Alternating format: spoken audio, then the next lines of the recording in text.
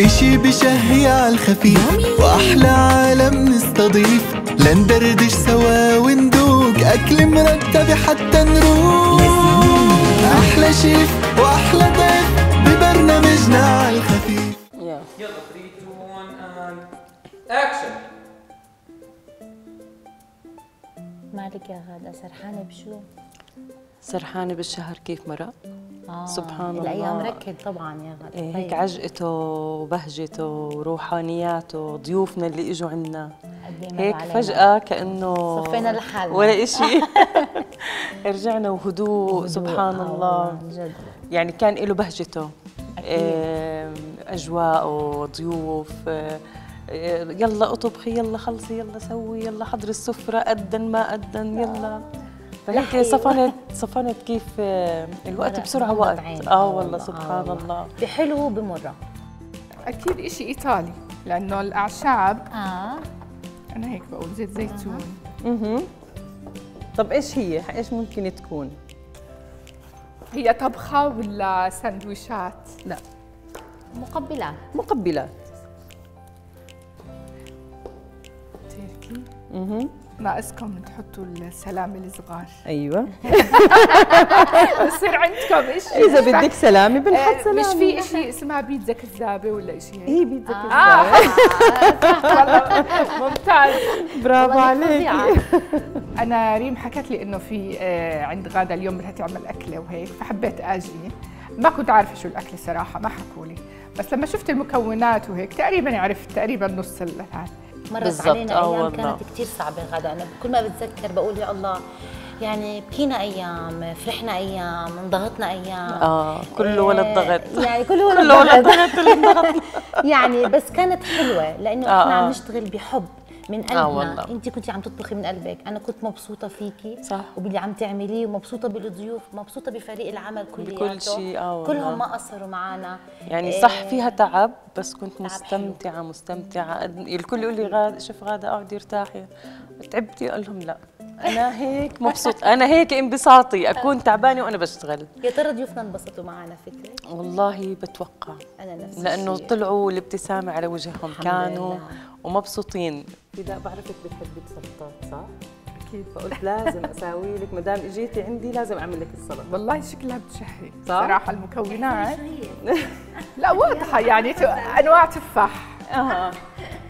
يعني انا بقول تعرفي غادة لو انه مثلا تكون الفراوله مثلا كثير في موسم معين نعملها مع يعني تكون موسميه. هاي السلطه لازم نسميها سلطه موسميه. لانه كله بيكون نفس المكونات. ممكن تحطي فراوله، ممكن تحطي تمر، لنا فتره بنحط بالسلطه اشياء حلوه.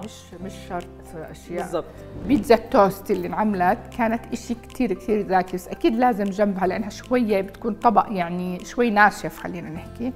جنبه كانت في سلطه خرافيه، انا بسميها سلطه موسميه حسب هي كانت عاملتها ب3 انواع تفاح تقريبا.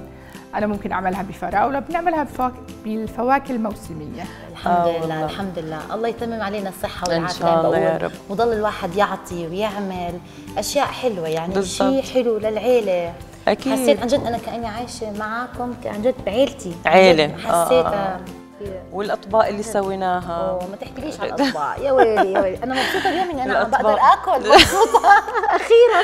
الاطباق والمكونات اللي استعملنا كانت كثير يعني جودتها عاليه وما شاء الله عليهم. من المراعي لديل مونتي لخبز امي لباسكت كلهم ما قصروا فعلا. يعني وفروا لنا كل شيء احنا كنا بنحتاجه. وكل امورهم كانت تمام ميسره.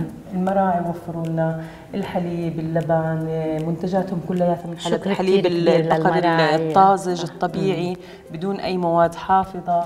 ديل مونتي عندهم صح بالضبط، لانه ديل مونتي صراحه منتجهم منتج عالي الجودة.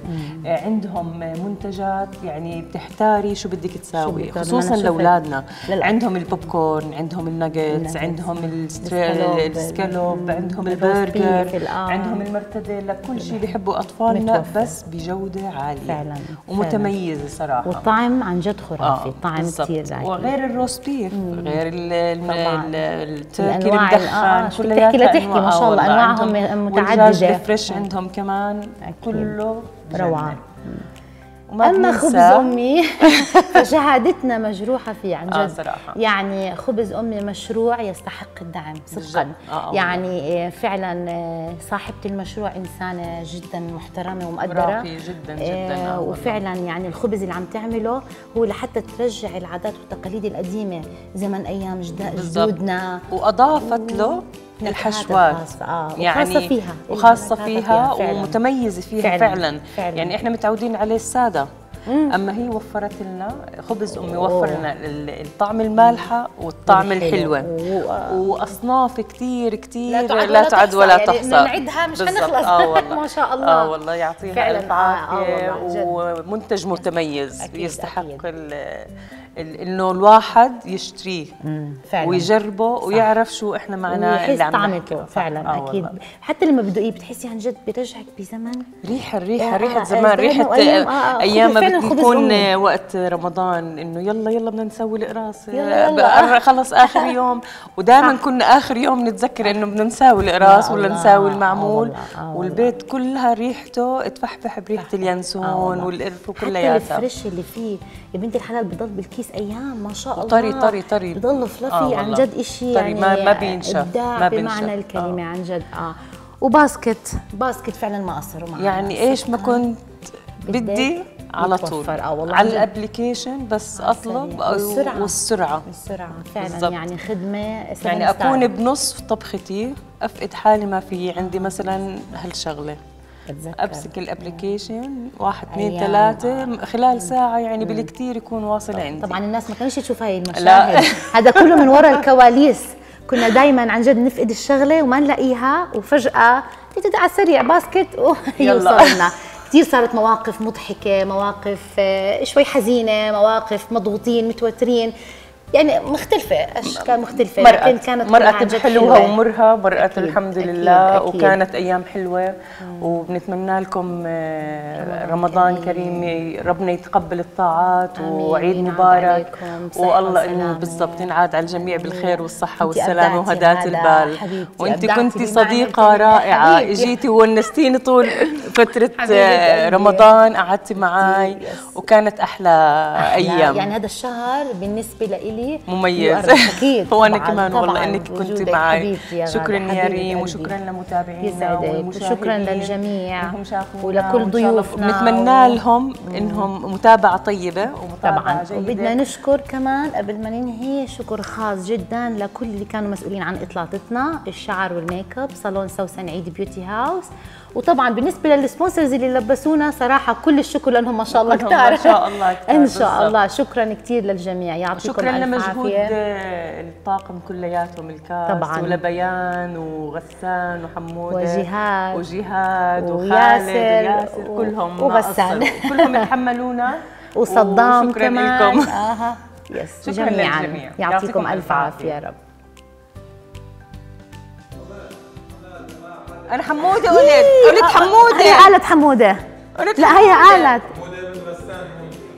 في إشي ما عجبه لياسر. استنى إيش؟ لا حمادة. قولي حمادة وحمادة كمان. لكل الطاقم صراحة. يس يعطيكم ألف عافية، أبدعتم. آخر حلقة.